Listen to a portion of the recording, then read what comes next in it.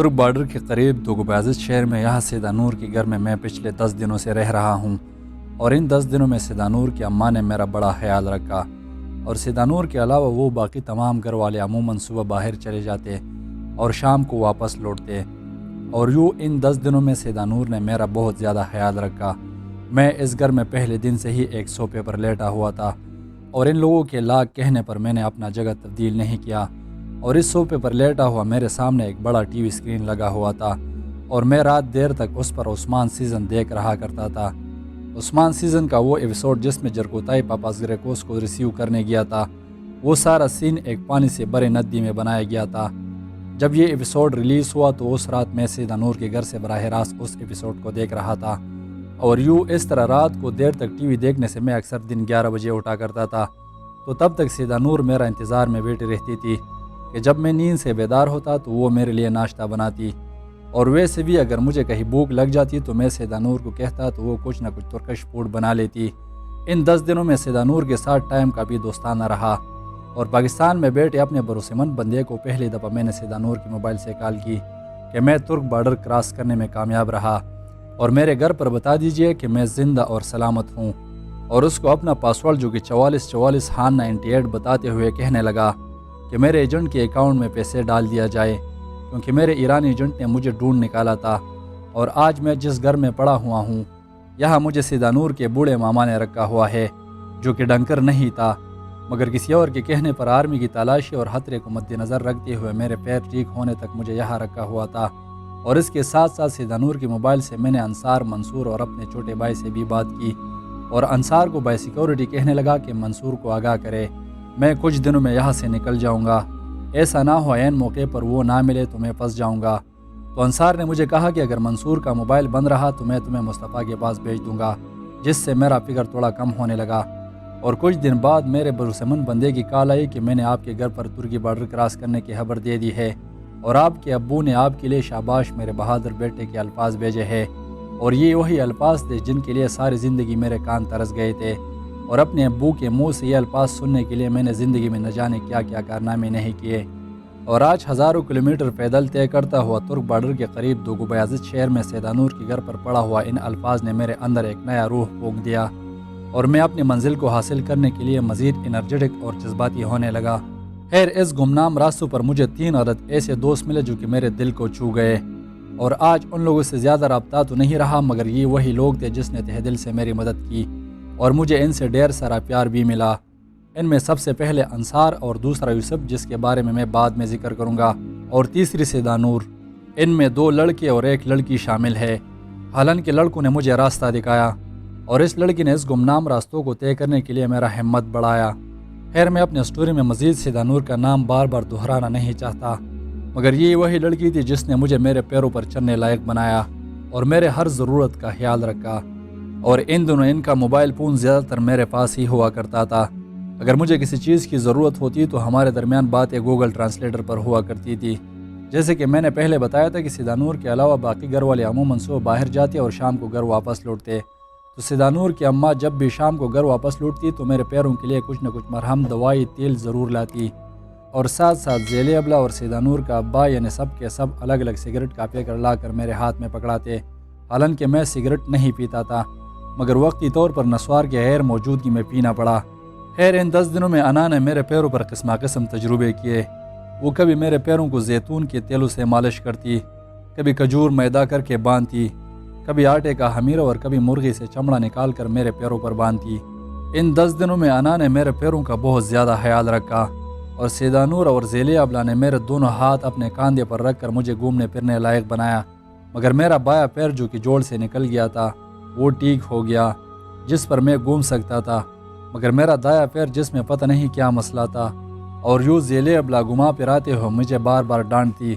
کہ دایاں پیر زمین پر لگا دو، اور یوں میں نے لاکھ بار کوشش کی کہ کسی طرح میں اپنے دائیں پیر پر وزن ڈال سکوں، مگر ناکام رہا۔ اور اس طرح میں نے کافی مرتبہ ذیلی ابلا کو کہا کہ مجھے ڈاکٹر کی ضرورت ہے، مجھے ہسپتال لے کر جائے، مگر وہ کہہ رہی تھی کہ ہسپتال میں آپ کی انٹری ہوگی، اور آپ چونکہ یہاں غیر قانونی ہے تو تمہیں پولیس پکڑ لیں گی۔ خیر، میں اسٹوری کو مزید لمبا نہیں کرنا چاہتا، اور یہاں سیدانور کے گھر میں بیٹھا ہوا میں نے انصار کے ذریعے اپنے ایرانی ایجنٹ کے ساتھ بات کی کہ اب میں ٹھیک ہو گیا ہوں، اور اب وقت آ چکا ہے استنبول کے گیم پر نکلنے کا، کیونکہ میرا دوسرا پیر ڈاکٹر کو دکھائے بغیر ٹھیک نہیں ہونے والا تھا۔ تو پاکستان میں میرے بھروسے مند بندے نے ایجنٹ کے اکاؤنٹ میں ڈالر ٹرانسفر کیے، مگر میں چونکہ معذور تھا اور اس وقت ایجنٹ کے قبضے میں تھا، تو وہ کہنے لگا کہ ڈالر کا ریٹ بڑھ گیا ہے اور آپ نے میرے اکاؤنٹ میں جتنے پیسے ڈالے وہ ناکافی ہے۔ خیر اس ٹائم میں نے گوگل سے ڈالر کا ریٹ نکالا جو کہ 175 روپے چل رہا تھا، اور میرے طرف سے ایجنٹ کو پوری رقم ٹرانسفر کی گئی تھی جس پر ہمارا معاہدہ ہوا تھا، مگر وہ اس بات پر رضامند نہیں تھا اور مجھ سے بدتہ مانگ رہا تھا کہ اتنے پیسے میرے اکاؤنٹ میں ڈالو ورنہ آپ کو استنبول نہیں لے کر جاؤں گا۔ اور اس طرح میں نے 2 دن اور دیر کر کے ایجنٹ کے اکاؤنٹ میں پیسے نہیں ڈالے، مگر وہ مجھے استنبول کے گیم پر نہیں نکال رہا تھا۔ تو مجھے پتہ چل گیا کہ یہ پیسے کسی بھی حالت میں نے دینے ہیں، تو مجبوراً مجھے وہ اضافی ڈالر ایجنٹ کے اکاؤنٹ میں ڈالنے پڑے۔ اور یوں ایجنٹ نے سیدانور کے ماموں کے ذریعے مجھے ایک عدد سادہ موبائل اور ایک سم کارڈ خرید کر دی تاکہ وہ میرے ساتھ سفر کے دوران رابطے میں رہے۔ اور یہاں اس گھر میں میرا 10واں دن چل رہا تھا کہ ایجنٹ کی طرف سے کال آئی کہ آج رات آپ کو استنبول کے گیم پر نکالوں گا، مگر ان دونوں ترک آرمی کا خوف ہر طرف پھیلا ہوا تھا۔ اور سیدانور کے گھر کے ٹی وی پر میں دیکھ رہا تھا کہ بہت سارے افغان مہاجرین پکڑے گئے ہیں اور لگاتار ڈیپورٹ ہو رہے تھے، تو مجھے بھی اپنا فکر ہونے لگا۔ اور کبھی کبھی ذیل ابلا سے مذاق میں کہا کرتا تھا کہ پتہ نہیں میں استنبول پہنچ بھی جاؤں گا کہ نہیں۔ تو وہ لوگ اکثر مجھ سے پوچھا کرتے تھے کہ تم جا کہاں رہے ہو، تو میں کہتا کہ میں سوئٹزرلینڈ جا رہا ہوں، مگر میرا راستہ استنبول سے گزر رہا ہے اور میرے پاس کوئی اور روٹ موجود نہیں، ورنہ میں ہرگز استنبول نہیں جاتا۔ تو ذیل ابلا اور سیدانور اکثر میرے پاس بیٹھی میرا ہاتھ اپنے ہاتھ میں لیے مجھے دلاسا دیتی کہ نہیں ایسا نہ سوچا کرو، تم ضرور استنبول پہنچو گے، ہماری دعا تمہارے ساتھ ہے، راستے کی پل پل کا خبر ہمارے ساتھ شیئر کرتا رہنا اور ہمیں بھول نہ جانا، اور منزل پر پہنچ کر ہمارے ساتھ رابطہ کرتے رہنا، منزل قدم چومے گی تمہاری، راستہ خود بن جائے گا، تو حوصلہ بلند کر تو آسمان بھی جھک جائے گا۔ خیر سیدانور کے گھر میں میرا 10واں دن چل رہا تھا اور یوں رات کا اندھیرا چھا گیا، اور رات کے شاید 9 یا 10 بجے ایجنٹ کی طرف سے کال آئی کہ کچھ ہی دیر میں آپ کی گاڑی آپ کے پاس پہنچ جائے گی۔ اور یوں سیدانور نے مجھے میرے جرابے پہنائے اور میرے کپڑے لا کر مجھے دیے اور تمام چیزیں دھوتی ہوئے شاپر میں رکھ کر میرے سامنے رکھ دی اور میرے جوتے مجھے پہنائے۔ اس وقت میرا بایاں پیر ٹھیک ہو چکا تھا اور میں ایک پیر سے چلنے لائق ہو گیا تھا، مگر دوسرا پیر زمین پر لگانے لائق بھی نہیں تھا۔ تو اس طرح سیدانور اور ذیل ابلا نے مجھے سپورٹ دیا اور میں نے اپنے دونوں ہاتھ ان کے کاندھوں پر رکھ کر سب سے دعا سلام لے کر ایک پیر سے لنگڑاتا ہوا گھر سے باہر نکل گیا۔ اس دوران میری گاڑی 10-15 منٹ لیٹ پہنچی، تو یہ دونوں بہنیں گاڑی پہنچنے تک میرے ساتھ ہی کھڑی رہی اور مجھے ایک کرسی پر بٹھایا ہوا تھا اور بار بار کہہ رہی تھی کہ استنبول پہنچنے کے بعد ہمیں بھول نہ جانا۔ خیر کچھ دیر بعد میری گاڑی آ گئی جس میں 2 لوگ سوار تھے اور مجھے اس گاڑی میں سوار کر کے ترک بارڈر کی طرف واپس لے جانے لگے۔ اور مجھے پتہ اس سے چلا کیونکہ یہ گاڑی شہر سے بارڈر کی طرف باہر نکل گئی اور تھوڑی سی فاصلے پر ایک بس اڈا بنا ہوا تھا جہاں پہلے سے 2 بس کھڑے تھے، اور ان لوگوں نے مجھے اس بس اڈے میں پہلے سے موجود ایک شخص کے حوالے کر دیا اور واپس چلے گئے۔ اس بندے نے مجھے ایک طرف چھپانے کی کوشش کی، مگر باہر آرمی کا ٹینک گزرنے کی وجہ سے اس نے مجھے سپورٹ دے کر بس اڈے کے آخری سرے پر ایک گراج بنا ہوا تھا وہی لے جا کر چھپایا اور کہنے لگا کہ خاموش بیٹھے رہنا۔ اس دوران میں سمجھ رہا تھا کہ مجھے اس طرح بس میں چھپا کر استنبول لے کر جائیں گے، مگر کچھ دیر بعد مزید 5 لڑکے اس گاڑی والے نے لا کر میرے ساتھ اتار دیے جو کہ افغانی تھے، اور اس سے اور کچھ دیر بعد مزید 7 لڑکے اور لائے گئے، اور اس طرح توڑے کر کے تقریباً 40 لڑکے کچھ ہی دیر میں یہاں پر پہنچائے گئے۔ ان سے پوچھنے پر پتہ چلا کہ یہ لڑکے پچھلے 25 دنوں سے یہاں دوگوبیازت میں زمین کے اندر انڈر گراؤنڈ میں گیم کے انتظار میں بیٹھے رہے، کیونکہ آرمی کا سرچ آپریشن جاری ہے اور ان کو گیم پر نکلنے کا موقع ہی نہیں ملا۔ خیر ہم سب 1 گھنٹے تک یہاں اسی گراج میں بیٹھے رہے، اور اس گراج کا اگلا حصہ کھلا ہوا تھا جس سے باہر مین روڈ واضح نظر آ رہا تھا، اور یہاں سے باہر مین روڈ کو دیکھتے ہوئے وقت سے ترک آرمی کی گاڑی گزرتی رہی، مگر اس ٹائم ہم ڈر گئے جب ہم نے شور مچایا ہوا تھا، اور اس دوران باہر مین روڈ سے ترک آرمی کا ٹینک گزر گیا، مگر وہ ٹینک گزرتے ہی واپس آ گیا، اور اس طرح پتہ نہیں وہی ٹینک 3-4 مرتبہ ہمارے آنکھوں کے سامنے سے گزر گیا، تو ہم ڈر گئے کہ کہیں ایسا نہ ہو ان کو شک ہونے لگا ہو اور کہیں پکڑے نہ جائے، مگر اس ٹینک کو دیکھتے ہوئے ہمارے ساتھ پہلے سے موجود ڈنکر نے خطرہ جانچ لیا تھا اور کسی کو کال کر کے 2 عدد ٹرالر ہمارے سامنے لا کھڑی کر دی۔ یہ لمبے ٹرالر کافی دیر تک ہمارے سامنے سٹارٹ انجن اور سٹارٹ لائٹ کے ساتھ کھڑے تھے، اور وہ لوگوں کو ایسا محسوس کرا رہے تھے کہ ہماری گاڑی گرم ہو گئی ہے، تو ہم نے اس کو ٹھنڈا کرنے کے لیے یہاں لا کھڑا کیا ہے، مگر اس دوران ان کنٹینر کے ٹائروں کا معائنہ کر کے مجھے پتہ چلا کہ یہ ٹرالر سامان سے لادے ہوئے ہے اور شاید استنبول تک کا راستہ ہم نے انہی ٹرالروں میں ہی طے کرنا ہوگا۔ خیر کچھ دیر بعد ایک ٹرالر کا ڈرائیور آیا اور ہمیں اپنا آخری اعلان کرنے لگا کہ تم سب 40 کے 40 لڑکوں کو ایک ہی کنٹینر میں بٹھایا جائے گا، ہم تم لوگوں کو دونوں ٹرالروں میں لوڈ نہیں کر سکتے، کیونکہ اگر راستے میں گیم پکڑا جائے تو ہم نہیں چاہتے کہ دونوں ٹرالر پکڑے جائے، ہم تم لوگوں کو ایک ہی کنٹینر میں بٹھائیں گے، اور دوسرا کنٹینر راستے میں پولیس سے بچنے اور دھیان ہٹانے کے لیے ہر ممکن حربہ استعمال کرے گا، مگر آپ لوگوں کو ہم سے ایک وعدہ کرنا ہوگا کہ راستے میں ہرگز باتیں نہیں کرنی ہے، یہ چونکہ فلیکس والا کنٹینر ہے تو جب کنٹینر سلو ہو جائے کبھی بھی ارد گرد کنٹینر کی دیواروں کو ٹیک نہیں لگانی ہے، اور تیسرا اور سب سے اہم بات یہ کہ کبھی بھی کنٹینر کے اندر پیشاب نہیں کرنا ہے، کیونکہ جب راستے میں پولیس کنٹینر چیک کرے گی تو اگر کنٹینر نیچے سے گیلا نظر آئے تو وہ شک میں پڑ جائیں گے اور یوں ہمارا گیم پکڑا جائے گا، اگر کنٹینر پکڑا گیا تو مجھے 4 دن کا جیل ہوگا اور کچھ انکوائری کر کے مجھے دوبارہ چھوڑ دیں گے، کیونکہ میں ایک ڈنکر نہیں ہوں اور میں ایک ڈرائیور ہوں اور میرا کام ہے گاڑی چلانا، اور میں نے چونکہ ایک بند کنٹینر کو اپنے گاڑی کے اوپر رکھا ہوا ہے تو پولیس مجھ سے اس کا انکوائری نہیں کر سکتی کہ اس کے اندر یہ لڑکے کہاں سے آ گئے، کیونکہ میں یہ کنٹینر ایران سے لایا ہوں اور اس بات کے لیے اتنی دور تک انکوائری نہیں ہو سکتی، تو اس طرح میں 2 دن میں جیل سے نکل جاؤں گا، مگر آپ لوگوں کا محنت ضائع ہو جائے گا، اور اگر آپ لوگوں نے اپنا منزل پانا ہے تو باتیں مت کرو۔ خیر اس ڈرائیور نے ہم میں سے ایک لڑکے کو نگران مقرر کر دیا اور اس کو ایک موبائل دے دیا اور کہا کہ جب پولیس چوکی قریب آ جائے گی تو میں تمہیں آگے سے کال کروں گا کہ آگے پولیس چوکی پہنچنے والی ہے، تو تم یہاں اگر کوئی باتیں کر رہا ہے یا کوئی سو کر ہراٹے لے رہا ہے تو سب کو جگا کر ایکٹیو کرنا ہوگا، کیونکہ جب پولیس کنٹینر کو روک لے تو مجھے کنٹینر کے اندر سے آوازیں اور ٹس ٹس سننے کو نہ ملے۔ اور یوں اس ڈرائیور نے کچھ ترکش روٹیاں یعنی ایک اور پانی کی بوتل لا کر ہم میں تقسیم کی، مگر ہم نے شور مچایا کہ یہ روٹی زندہ رہنے کے لیے ناکافی ہے، تو وہ کہنے لگا کہ ہم نے کنٹینر میں ضرورت کے مطابق پانی اور روٹیاں رکھی ہوئی ہے، ہمارا سفر چونکہ 2 دن اور 2 راتوں تک ہے تو منزل تک زندہ پہنچنے کے لیے آپ لوگوں کے لیے وہاں پر مقدار میں خوراک کا سامان کنٹینر کے اندر پڑا ہوا ہے، اور اس خوراک کے سامان کی تقسیم پر وہی لڑکا نگران مقرر کیا جس کو موبائل دے کر کنٹینر کا نگران مقرر کیا تھا، اور یوں اس ڈرائیور نے ہمیں یہ ساری باتیں سمجھا کر کہنے لگا کہ ایک بندہ آ کر کنٹینر میں باری باری چڑھ جائے، اور یوں ایک لڑکا جا کر کنٹینر میں چڑھنے لگا، مگر اس دوران میں نے تھوڑی سی دیر میں ایک افغانی لڑکے سے تعلق بنایا تھا اور اس سے کہنے لگا کہ کنٹینر میں چڑھتے ہوئے میرا مدد کرنا، اور آخرکار ایک پیر سے لنگڑاتا ہوا ہمیں کنٹینر تک پہنچ گیا تو اکیلے کنٹینر میں چڑھ نہیں پایا، تو ڈرائیور نے مجھے ہاتھ سے پکڑ لیا کہ تم اس گیم میں نہیں جا سکتے کیونکہ تم زخمی ہو اور تمہیں واپس جانا ہوگا، تو میں نے اس کی طرف دیکھ کر ہنس پڑا کہ شاید تم مجھے جانتے نہیں ہو اس لیے ایسا کہہ رہے ہو۔ اس دوران کنٹینر کو قریب سے دیکھ کر معلوم ہوا کہ یہ فلیکس کا کنٹینر ہے نہ کہ لوہے کا، جو کہ آپ سکرین پر دیکھ سکتے ہیں، اور اس فلیکس میں جگہ جگہ سوراخ رسی کو ٹائٹ کرنے کے لیے موجود ہے جس کی مدد سے آپ کنٹینر کو کسی بھی طرف سے کھول کر راستہ بنا سکتے ہو، تو ان لوگوں نے کنٹینر کو دروازے کی طرف سے تھوڑا سا کھولا ہوا تھا جس میں ایک انسان بمشکل گھس پاتا، اور جب کنٹینر میں چڑھتے ہوئے میری باری آئی تو اس افغانی لڑکے نے مجھے کاندھے پر اٹھا کر میں نے سامنے کنٹینر پر اپنا پیر رکھ کر اس سوراخ میں کنٹینر کے اندر ایسا کود پڑا جیسا کہ کوئی پانی میں غوطہ لگا رہا ہوں، اور کنٹینر کے اندر گر کر سامنے کسی چیز سے ٹکرا کر نیچے فرش پر لگ گیا، مگر یہ ایک اچھا تجربہ تھا۔ ارد گرد دیکھنے سے معلوم ہوا کہ کنٹینر اندر سلور سے بھرا ہوا ہے،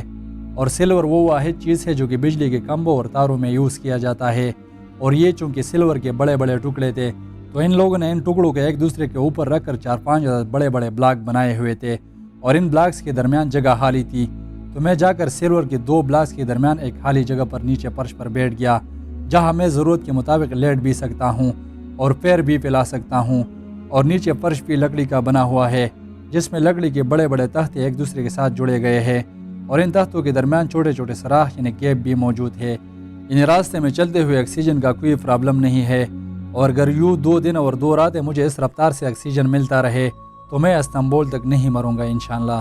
خیر کچھ دیر تک یہ کنٹینر یہاں کھڑا رہا اور پھر اپنی منزل کی طرف روانہ ہوا، اور یوں صبح کی روشنی چھانے لگی جو کہ ہمیں اندر سے معلوم ہو رہا تھا کیونکہ یہ فلیکس کا کنٹینر تھا اور روشنی کا بھی کوئی مسئلہ نہیں تھا۔ کنٹینر کے اندر یہاں میں آرام سے بیٹھا ہوا تھا اور بیٹھے بیٹھے جب تک جاتا تو لیٹ جاتا تھا، اور میرے ساتھ افغانی پٹھان لڑکے بیٹھے ہوئے تھے تو راستے میں ہماری گپ شپ کا ماحول بھی گرم تھا، مگر راستے میں جب کبھی پولیس چوکی پہنچ جاتی تو ڈرائیور اس لڑکے کو کال کرتا کہ آگے پولیس کا خطرہ ہے، لڑکوں کو خاموش کراؤ۔ وہ ہمیں اشارہ دے دیتا اور ہم یہ اشارہ آگے پارسل کر کے سب کو خاموش کرا دیتے تھے۔ یقین مانو کہ جب راستے میں پولیس کنٹینر کی تلاشی لیتے نا تو کنٹینر کے نیچے اور ارد گرد تمام بکس اور صندوقیں کھلواتے تھے اور کنٹینر کے نیچے نظر مارتے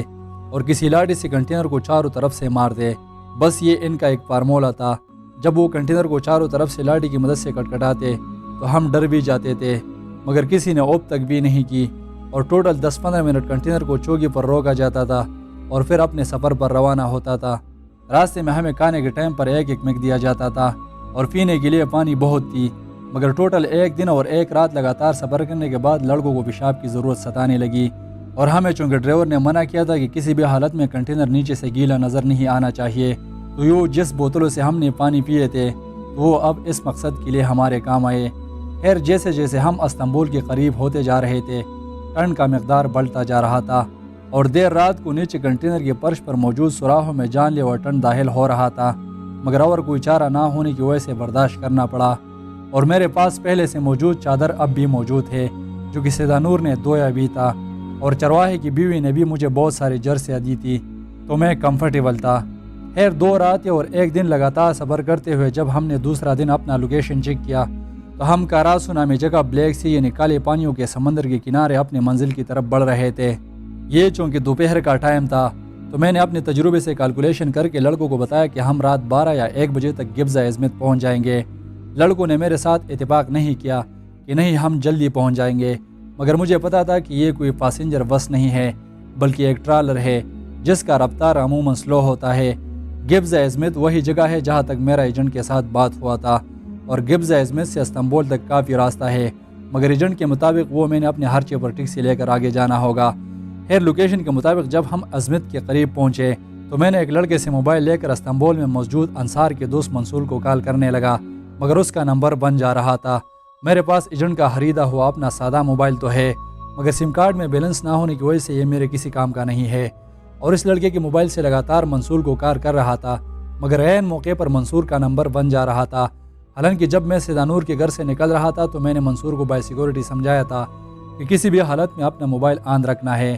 مگر منصور سے رابطہ نہ ہونے کی صورت میں نے انصار کو کال کی کہ میں گبزہ پہنچنے والا ہوں اور منصور کا نمبر بن جا رہا ہے۔ ایک تو میں انجان ہوں اور دوسری بات یہ کہ میں ایک پیر سے معذور بھی ہوں۔ خیر انصار نے کہا کہ میں منصور کو میسنجر پر کال کر کے تمہیں بتاتا ہوں۔ کچھ دیر بعد انصار کی کال آئی کہ منصور کا میسنجر بھی بن جا رہا ہے، تم فکر مت کرو، میں نے اس کو کافی واٹس ایپ میسیجز کی ہے، جیسے ہی وہ آن لائن ہو جاتا ہے میں تمہیں بتاتا ہوں۔ اس دوران سچ میں منصور کا موبائل بند ہو گیا تھا، جو کہ بعد میں مجھے پتا چلا کیونکہ منصور کے موبائل پر بار بار اپڈیٹ آتا تھا، تو جب وہ اس کو اپڈیٹ کرتا تو وہ بند ہو جاتا تھا اور کمپیوٹر سے سافٹ ویئر کیے بغیر نہیں کھولتا، اور یہ وہی موبائل تھا جو کہ بعد میں منصور نے مجھے دیا تھا۔ خیر جو بھی تھا، مگر اس دوران میں جتنا پریشان تھا اتنا میں شاید میں اسی صحرا میں بھی نہیں ہوا تھا، اور یہاں کنٹینر کے اندر جس لڑکے سے میں نے منصور سے رابطہ کرنے کے لیے موبائل لیا تھا اب وہ چارج نہ ہونے کی وجہ سے موبائل بھی نہیں دے رہا کہ ایک دفعہ پھر سے کوشش کر لوں کہ کیا پتہ انصار نے کوئی اور راستہ نکالا ہو۔ خیر اس پریشانی کے عالم میں نے راستے کے گپ شپ والے افغانی لڑکوں سے ریکویسٹ کی کہ مجھے اپنے ساتھ لے چلو، میرا دوست کل مجھے وہاں سے اٹھا لے گا، مگر وہ سارے کے سارے انکار کر رہے تھے کہ ہمارے ساتھ ایک رات کے لیے بھی رہنے کے لیے جگہ نہیں ہے۔ تو پھر میں نے اس لڑکے کو منتیں کرنے لگا جس سے میں نے موبائل لیا تھا، مگر ناکام رہا۔ اس رات میں اس کنٹینر میں 40 لڑکوں سے ملا کہ مجھے ایک رات گزارنے کے لیے جگہ چاہیے، مجھے اپنے ساتھ لے چلو، مگر ہر لڑکے نے میرے منہ پر انکار کیا، اور یہی وہ مقام تھا کہ میرے آنکھوں سے محض اس بات پر آنسو نکل گئے کہ میں بدنصیب ہوں، اور دل ہی دل میں اللہ تعالیٰ سے ناراضگی کا اظہار کرنے لگا کہ یا اللہ میں نے تو سنا تھا کہ تقدیر دعاؤں سے بدل بھی جاتا ہے، یہ کیسا امتحان ہے جس میں پچھلے کئی مہینوں سے مبتلا ہوں۔ تو اللہ تعالیٰ نے فرمایا فاصبر صبرا جمیلا، تم خوبصورت صبر کے ساتھ صبر کرو۔ پھر یہ کنٹینر عظمت سے ہوتا ہوا رات کے ٹھیک 1 بجے گبزہ پہنچ گیا، جو کہ استنبول سے 60 کلومیٹر دور واقع ہے، اور گبزے تک میرا انصار کے ساتھ دوبارہ رابطہ نہیں ہو پایا، اور اس دوران کنٹینر رکنے سے ہمیں معلوم ہوا کہ باہر شدید بارش برس رہی ہے اور یہاں کا موسم اتنا ٹھنڈا ہے کہ بس جان ہی نکلنے والی تھی۔ ٹرالر روکتے ہی ڈرائیور نے کنٹینر کھول دیا اور کہا کہ جلدی جلدی اترو۔ سارے لڑکے پہلے اتر گئے اور میرا پیر چونکہ زخمی تھا تو میں سب سے آخر میں اتر گیا، مگر اترنے کے دوران میں نے اپنا چادر یہاں چھوڑا اور کسی اور کا مضبوط چادر پڑا ہوا تھا جو کہ میں نے اپنے ساتھ اٹھا لیا۔ کہ کیا پتہ آج رات بارش میں ہی گزارنی پڑ جائے، اور اللہ اللہ کر کے کسی طرح کنٹینر سے اتر گیا، اور ارد گرد دیکھنے سے معلوم ہوا کہ ہمارا ٹرالر آس پاس 2 ٹرالر کے بیچ میں کھڑا ہے، اور یہ ایک ٹرالر اڑا معلوم ہو رہا تھا، اور میں یہاں ٹرالر سے اترتے ہی کنفیوز ہو گیا کہ باقی لڑکے کہاں چلے گئے ہیں۔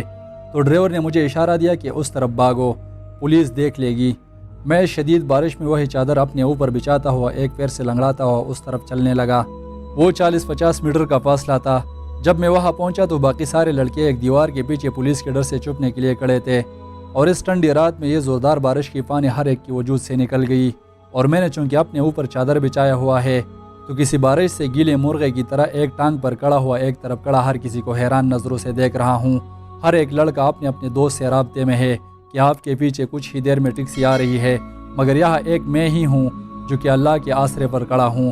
آدھا گھنٹہ گزر گیا، یہاں سے 20-25 لڑکے چلے گئے اور باقی یہی موجود اپنے اپنے ٹیکسی کا انتظار کر رہے تھے۔ تو اس دوران 2 لڑکے میرے پاس آئے اور کہنے لگے کہ ہمارا بھی ٹیکسی کا کوئی انتظام ابھی تک نہیں بنا، تو اگر ہمارے پیچھے گاڑی آئی تو تم بھی ہمارے ساتھ چلے جانا۔ مگر مزید آدھا گھنٹہ گزر گیا اور ان لڑکوں کی گاڑی ابھی تک نہیں پہنچی، اور ان کا آگے کسی کے ساتھ رابطہ بھی نہیں ہو پا رہا تھا۔ تو میں سوچنے لگا کہ یہ دونوں بھی میری طرح ہے بیچارے۔ پھر سارے لڑکے چلے گئے، ہم 3 لڑکے یہاں اس دیوار کے پیچھے کھڑے ہیں، اور مزید 8 لڑکے جو کہ آڈے کے دروازے پر کھڑے ہی تھے، ان کے پیچھے 2 عدد پیلی ٹیکسی آ گئی، اور میں یہاں سے دیوار کے ساتھ کھڑا دیکھ رہا تھا کہ وہ 8 لڑکے 2 ٹیکسیوں میں بیٹھ گئے، مگر یہ ٹیکسی کافی دیر تک یہاں کھڑی رہی۔ میں قسم کھا کے کہتا ہوں کہ آپ لوگ یقین نہیں کر پائیں گے کہ میں یہاں سے دیکھ رہا تھا کہ ایک ٹیکسی کی ڈگی خود بہت کھل گئی، اور میرے دل میں اچانک یہ بات آ گئی کہ دوڑو، اور میں اس زوردار بارش میں اپنا چادر ہاتھ میں پکڑا ہوا ایک ٹانگ سے گاڑی کی طرف دوڑنے لگا، اور دوڑنے کے دوران ایک ٹانگ سے قدم لیتا ہوا زمین پر پڑی پانی دور دور جا گرتی ہے۔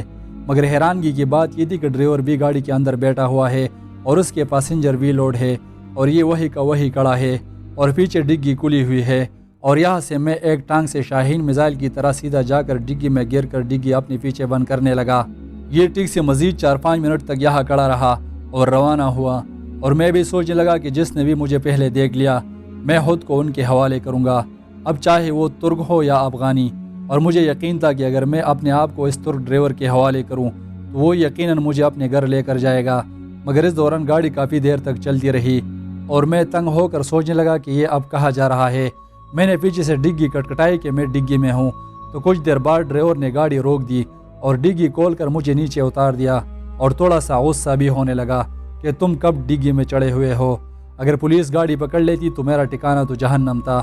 پھر ارد گرد دیکھنے سے معلوم ہوا کہ ہم اس دوران باسپورس کے اوپر ہی کھڑے ہیں، جس کو عام الفاظ میں استنبول پل بھی کہہ سکتے ہو، اور یہاں ایک نہیں بلکہ 3-4 پل سمندر کے اوپر بنے ہوئے ہیں۔ باسپورس بلیک سی یعنی کالے پانیوں کو بحر ایجن سے ملاتی ہے، اور یہ راستہ عین استنبول شہر کے درمیان میں سے گزرتا ہے۔ آدھا شہر باسپورس سے اس طرف اور آدھا استنبول شہر باسپورس سے اس طرف واقع ہے، جو کہ کسی زمانے میں یہ علاقہ یونانیوں کے قبضے میں تھا، اور اس کو قسطنطنیہ یعنی قسطم دنیا کے نام سے پکارا جاتا تھا، جو کہ پہلے عثمانی سلطنت اور اب ترکی میں شمار کیا جاتا ہے۔ پھر یہاں باسپورس کے اوپر ہی کھڑے ڈرائیور نے مجھے کچھ دیر تک ڈانٹا، مگر جب اس کو پتہ چلا کہ میں ایک پیر سے زخمی بھی ہوں تو تھوڑا نرمی کرنے لگا، اور مجھے پچھلے سیٹ پر باقی 3 لڑکوں کے ساتھ بٹھا لیا۔ مگر وہ پچھلے 15 منٹ سے یہاں اس لیے کھڑا ہے کہ اس نے ایک پیسنجر کے 300 لیرے کا ڈیمانڈ کیا ہے، جو کہ یہ لڑکے دے رہے تھے، مگر میرے پاس 300 لیرہ عین موقع پر موجود نہیں، اور ڈرائیور کہہ رہا ہے کہ اگر آپ میں سے کوئی اور دینا چاہے تو ٹھیک، ورنہ میں اس کو یہاں اتار دوں۔ اس دوران ان میں سے ایک لڑکا جو کہ اگلی سیٹ پر بیٹھا ہوا تھا اور دل کا اچھا تھا، تو میں نے اسے کہا کہ یار اب میں ایک پیر سے زخمی ہوں اور اس بارش میں کیا کروں گا، نہ تو میرے پاس پیسے ہے اور نہ رہنے کے لیے جگہ۔ تو وہ لڑکا کہنے لگا کہ میں آپ کی جگہ پیسے دے رہا ہوں اور تمہیں ساتھ بھی لے کر جا رہا ہوں، مجھے میرے پیسے میرے گھر پر ادا کرنے ہوں گے۔ تو میں نے اسے یقین دلایا کہ میرا دوست آپ کے گھر پر مجھے لینے آئے گا، وہ آپ کے پیسے لوٹا دے گا، اور یہ بات ڈن ہوتے ہی گاڑی روانہ ہو گئی۔ پھر باسپورس کے اوپر گزرتے ہوئے ارد گرد ترکی کا نظارہ قابل دید اور دلکش تھا۔ تو ہاں دوستو، اتنے تکلیفوں کے بعد یہ اب استنبول ترکی ہے، وہ ترکی جس کو زمین کے سطح پر جنت تصور کیا جاتا ہے، وہ ترکی جہاں زندگی رقص کرتی ہے، جہاں بہاریں سنگ چلا کرتی ہے، بس نور مہتاب ہے، جیسے کہ طلوع آفتاب ہے، ہر نئے آنے والوں کی دھڑکنوں کا رقص ہے اور ان کی روح کا رباب ہے، کیونکہ یہاں سکون بے حساب ہے، یہاں ہر چیز جو تیرا دل چاہے لاجواب ہے، دستیاب ہے، اور سب سے بڑی بات یہاں کی ناکام محبتیں کتنی کامیاب ہے۔ خیر اس گاڑی والی نے تقریباً آدھا یا 1 گھنٹہ بعد ہمیں ان لڑکوں کے دوستوں کے گھر کے سامنے اتار دیا اور واپس چلا گیا، اور اس طرح ان افغانی لڑکوں نے مجھے اپنے ساتھ اپنے گھر پر لے گئے۔ رات کے 1 یا 2 بجے ہوں گے کہ ہم یہاں پہنچ گئے۔ یہاں پہلے سے کچھ لڑکے رہ رہے تھے۔ اس بارش کی ٹھنڈی رات میں وہ ہمارے لیے نیند سے بیدار ہوئے، اور کچھ دیر بعد افغانی گرین ٹی کے ساتھ گرما گرم کھانا حاضر تھا۔ خیر یہاں ان لڑکوں سے گپ شپ ہونے کے بعد میں نے 2 رکعت شکرانے کی ادا کی اور سو گیا۔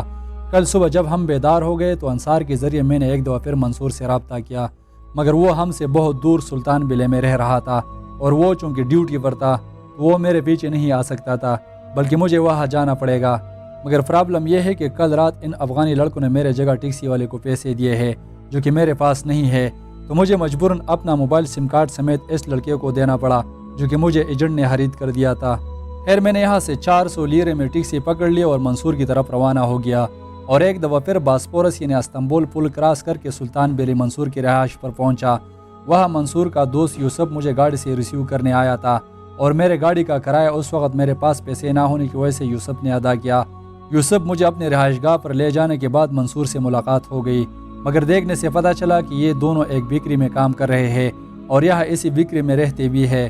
خیر شام تک یوسف کی طرف سے مختلف قسم کی کھانے اور فروٹس میرے مہمان نوازی کے لیے حاضر تھے، اور اس کے علاوہ میرے زخمی پیر کے لیے کچھ میڈیسن بھی۔ یہاں یوسف کے ساتھ رہتے ہوئے پہلی بار میں نے براہ راست اپنے ابو سے رابطہ کیا اور یوسف کے تھرو اپنے علاج کے لیے گھر سے پیسے بھی منگوائے، مگر میرے پاس پاسپورٹ نہ ہونے کی وجہ سے میرا ڈاکٹر سے علاج ناممکن تھا، اور یوں میں نے پاکستان میں بیٹھے اپنے ماموں کے بیٹے ڈاکٹر زیاد سے رابطہ کیا۔ اس نے مجھے کچھ میڈیسن لکھ کر بھیجی جو کہ یوسف نے یہاں اس بیکری میں کام کرتی ہوئی لڑکی کے تھرو میڈیکل سٹور سے اٹھائی، اور یہ ترکی کا قانون ہے، اگر آپ کے پاس ڈاکٹر کی کوئی پرچی یا پاسپورٹ نہیں ہے تو آپ میڈیکل سٹور سے اس طرح دوائی نہیں خرید سکتے۔ خیر یہاں اس بیکری میں نے یوسف کے ساتھ ٹوٹل 8 دن گزارے۔ اب میرے گھر سے میرے پیسے بھی میرے پاس پہنچ گئے ہیں، مگر میں پھر بھی براہ راست ڈاکٹر سے علاج لینے سے قاصر ہوں، اور ڈاکٹر زیاد نے مجھے جو میڈیسن لکھ کر بھیجی تھی اس سے میرے پیر کا سویلن تو ٹھیک ہو گیا، مگر میں اس پر اب بھی چل نہیں پا رہا تھا۔ اور یوسف نے 8ویں دن اپنے دوست صلاح الدین سے بات کر کے مجھے صلاح الدین کے گھر پر شفٹ کر دیا۔ صلاح الدین کے گھر پر ایک افغانی بابا رہ رہا تھا۔ اس نے مجھے کہا کہ میں ایک پنجابی ڈاکٹر کو جانتا ہوں، یہاں پاس میں ہی ہے، ایک دن وہاں چلے جاؤ، شاید تمہارا علاج ہو سکے۔ اور صلاح الدین کے گھر پر رہتے ہوئے 5ویں دن یوسف مجھے اس پنجابی ڈاکٹر کے پاس لے گیا، تو دیکھنے سے معلوم ہوا کہ وہ بچوں کا ڈاکٹر ہے، مگر اس نے مجھے کہا کہ مالتیوا میں ایک بڑا ہسپتال ہے، وہاں میرا دوست ڈاکٹر دوگان کو کال کر کے آپ کا ریفرنس دے رہا ہوں، فرائیڈے کو 3 بجے کے بعد وہاں چلے جانا۔ اور ڈاکٹر دوگان سے پیر کا ایکسرا کرا کر معلوم ہوا کہ میرے ٹہنے یعنی ایڑی کی ہڈی ٹوٹ چکی ہے، اور اس طرح ڈاکٹر دوگان نے میرا پیر پلستر کر کے میں صلاح الدین کے گھر واپس آ گیا، اور وہاں میں نے ایک ویڈیو بھی بنائی جو کہ آپ سکرین پر دیکھ سکتے ہیں۔ ہلو دوستو، السلام علیکم۔ جس طرح آپ کو پتا ہے کہ میں اس ٹائم استنبول پہنچ چکا ہوں،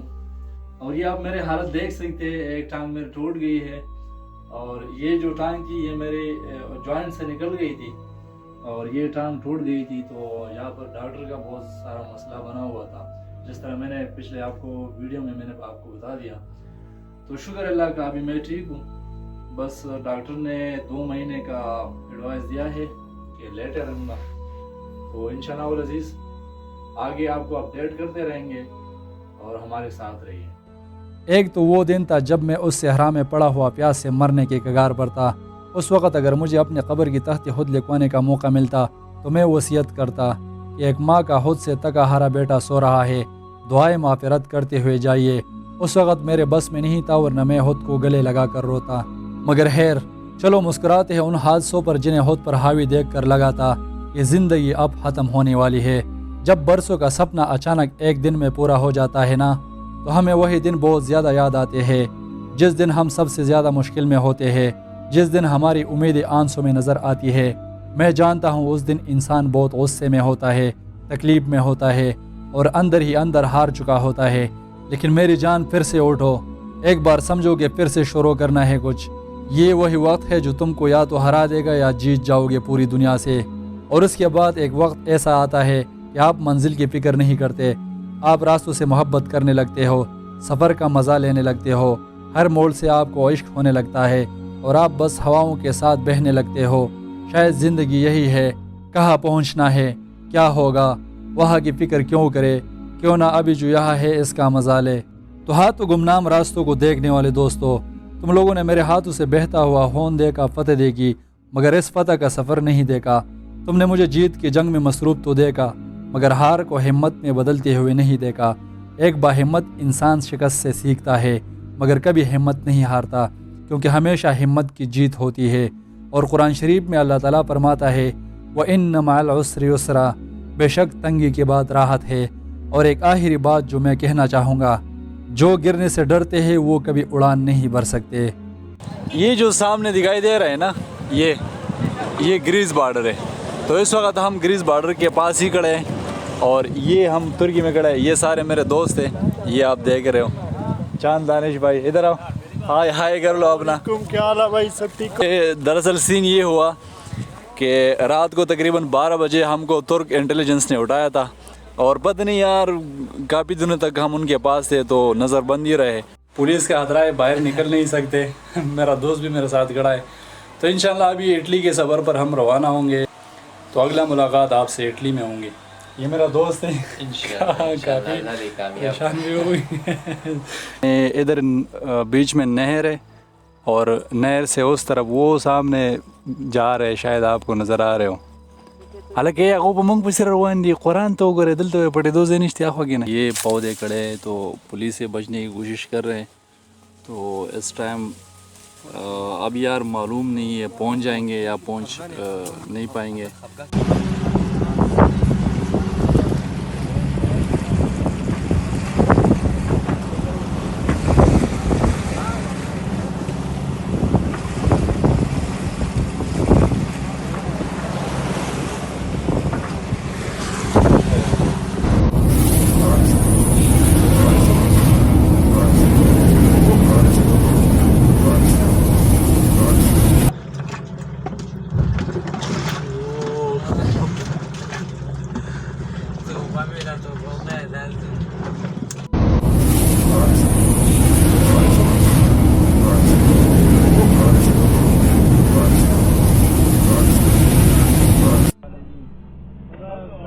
یار اس وقت حالات بہت زیادہ خراب ہے،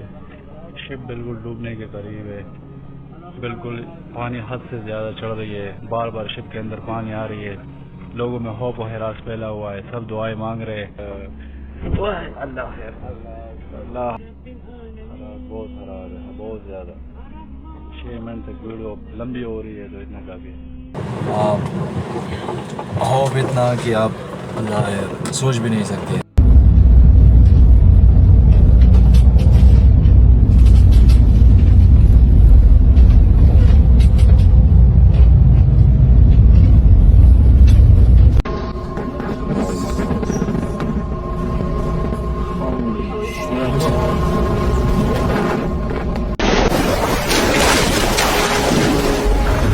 کشتۍ ماغه د غرق شو۔ السلام علیکم گمنام راستوں کے شہزادوں، کیسے ہو؟ امید ہے سب صحتیاب ہوں گے، اور میں آپ لوگوں کا تہ دل سے شکر گزار ہوں کہ آپ لوگوں نے ہمارے دونوں سیزن دیکھنے کے لیے اپنا قیمتی ٹائم نکالا۔ سیزن 2 یہاں پر کمپلیٹ ہو چکا ہے، اور انشاءاللہ العزیز میں سیزن 3 بہت جلد لانچ کرنے جا رہا ہوں۔ لیکن جیسے کہ آپ کو پتہ ہے کہ میں نے آپ لوگوں کو استنبول تک پہنچا دیا ہے اپنے ساتھ، کیونکہ میں اکیلے نہیں پہنچا اور میرے پاس ہزاروں لوگ بھی پہنچے استنبول تک۔ تو آپ لوگ یہاں پر تھوڑا آرام کرے، سکون کرے، تھوڑا عیش کرے استنبول دیکھے، اور میں کسی اچھے سے ایجنٹ سے بات کر کے نا آپ لوگوں کو آگے اپنے ساتھ لے کر جاتا ہوں۔ لیکن جاتے جاتے میں آپ لوگوں کو ایک اچھا سا میسج دینا چاہتا ہوں، کیونکہ میں اتنی لمبی سٹوری بتائی، اس سے آپ لوگ کیا میسج لے رہے ہو؟ کیا کوئی مجھے کمنٹ میں بتا سکتا ہے کہ اس سٹوری کا مقصد کیا ہے، یا اس سٹوری سے آپ کیا میسج لے رہے ہو؟ اگر کسی کو اندازہ ہے یا کوئی اتنا یعنی سمجھدار ہے تو پلیز کمنٹ میں بتائے کہ اس سٹوری سے آپ لوگوں نے کیا میسج لیا۔ اور تیسری بات میں آپ لوگوں کو یہ بتانا چاہتا ہوں کہ سیلف ریسپیکٹ جو ہے نا، یہ اس پر کبھی بھی کمپرومائز مت کرنا، چاہے سامنے والے کوئی بھی ہو، کیونکہ انسان کا عزت نفس دنیا میں سب سے بڑا چیز ہی ہوتا ہے۔ اور دوسری بات میں یہ بتا رہا ہوں کہ کسی سے اپنے آپ کو کسی سے بھی کمتر مت سمجھنا، کیونکہ تم خوبصورت بھی ہو، تم جوان بھی ہو، تم قابل بھی ہو، تم طاقتور بھی ہو، تمہارے اندر کسی چیز کی کمی نہیں ہے۔ تم اپنے تم اپنے باپ سے پوچھو، تم اپنے باپ کا یوسف ہو، تمہیں پتہ نہیں ہے اس چیزوں کا. تو اپنی انرجی غلط جگہ پر ویسٹ مت کرنا، اپنے مستقبل پر فوکس کرنا، ہمیشہ آگے بڑھنے کی کوشش کرنا. اور جو بھی بچے مجھے دیکھ رہے ہیں تو میں آپ لوگوں کو بتانا چاہتا ہوں، دیکھو بیٹا، ہمیشہ ایجوکیشن پر فوکس دینا، کیونکہ آپ لوگ اگر اتنی محنت کر کے یورپ میں بھی آ جائے تو اگر آپ ایجوکیٹڈ نہیں ہو تو آپ دنیا کے کسی بھی یعنی سوسائٹی میں نہیں چل پاؤ گے، کیونکہ ایجوکیشن زندگی گزارنے کے لیے بہت ضروری ہے. تو ہماری سب سے بڑی جو پاکستان میں معاشرے میں اگر دیکھا جائے تو ہر کوئی دوسرا بندہ عاشق بنا پھرتا ہے، کسی کے دروازے کے سامنے بیٹھ کے، کوئی گلیوں میں پتہ نہیں کوئی نشہ کرتا ہے. تو یار یہ چیزیں محبت، پیار، عشق، یہ سم ٹائم یہ چیزیں یعنی ضروری ہے، لیکن اتنا بھی نہیں ہے کہ آپ کے اوپر ایک بھوت سوار ہے یا آپ پتہ نہیں کسی سے مقابلے میں ہارے ہوئے ہو تو آپ ہار مان جاؤ. دیکھو انسان بہت مضبوط چیز ہے، لیکن صرف یہ آپ کے حوصلے پر منحصر ہے کہ آپ میں اندر یعنی حوصلہ کتنا ہے. تھوڑا سا موٹیویٹ ہو جاؤ، تھوڑا سا آگے بڑھنے کی کوشش کرو. دیکھو کامیابی جو ہے نا وہ آپ کو فری میں نہیں ملتی، اس کے لیے آپ کو ایفرٹ کرنا پڑتا ہے، آپ کو خود کو تگانا پڑتا ہے. دیکھو سم ٹائم نیچر، لوگ سب آپ کے خلاف اتریں گے میدان میں، یقین مانو یہ وہی وقت ہوتا ہے اگر آپ نے اس ٹائم ہار مان لی تو تم آگے نہیں بڑھ پاؤ گے. یہ بات مائنڈ کرو. ہمیشہ لڑتے رہنا، ہمیشہ کبھی بھی حوصلہ مت ہارنا، پازیٹیو سوچو. اتنا بھی پازیٹیو نہ سوچو کہ آپ کہیں کسی کڑے میں گر جاؤ. ہمیشہ تمہاری زندگی میں دشمن ہونے چاہیے، اپنے سے بڑے دشمن سے آپ ہمیشہ دشمنی رکھنا. لیکن دشمنی رکھنے کا یہ مطلب نہیں ہے کہ آپ دوسرے کو مارو یا خود کو دوسرے کے ہاتھوں مرواؤ. نہیں، نارمل طریقے سے چلتے رہنا تاکہ ایسا بھی کوئی ہو جو تمہیں جگا کے رکھے، جو تمہیں تمہاری منزل، تمہاری جو فیوچر ہے اس کے حاصل کرنے میں تمہیں اس چیز پر وہ کرے، کیا نام ہے، جو تمہیں مجبور کرے. تو یہ زندگی تمہیں تکائے گی، تمہیں آگ پر جلائے گی، تمہارے ساتھ ہر قسم کا کھیل کھیلے گی، لیکن تم نے بچے ہار نہیں ماننا ہے. ٹھیک ہے، انشاءاللہ العزیز ایٹ دا اینڈ آپ نے جیتنا ہی ہے. کیونکہ اگر آپ مجھے دیکھیں، ایک وہ دن تھا کہ میں اسی صحرا میں پڑا ہوا تھا، میں پتہ نہیں یار پیاس سے میں نے ساری کہانی میں نے بتا دی. دوسرا پھر کل میں ترکی میں تھا، کیونکہ ترکی میں نے دنیا کے سب سے بدترین دن گزارے. آج میں اٹلی میں ہوں، آج میں کچھ نہیں ہوں، شاید میرے پاس کل کوئی لمبرگینی گاڑی ہو، پرسوں پتہ نہیں کسی اور جگہ. تو میں آپ لوگوں کو صرف اتنا موٹیویٹ کرنے کی کوشش کر رہا ہوں کہ ہمیشہ سیلف ریسپیکٹ پر کمپرومائز مت کرنا، کسی سے اپنے آپ کو کسی سے کمتر مت سمجھنا. تم بہت بڑا آدمی ہو لیکن تمہیں پتہ نہیں ہے. لیکن خیر، میں فی الحال صرف اتنا بتانا چاہتا ہوں، جب میرا پورا سیزن 3 کمپلیٹ ہو جائے نا تو میں عاشقوں کی اور یہ جو ادھر ادھر پتہ نہیں سر ہاتھ میں پکڑا ہوا ہے، میں ان لوگوں کے خلاف نکلوں گا. لیکن اب تک کے لیے اتنا ہی. تو ہمیں دعاؤں میں یاد رکھیے. اللہ حافظ.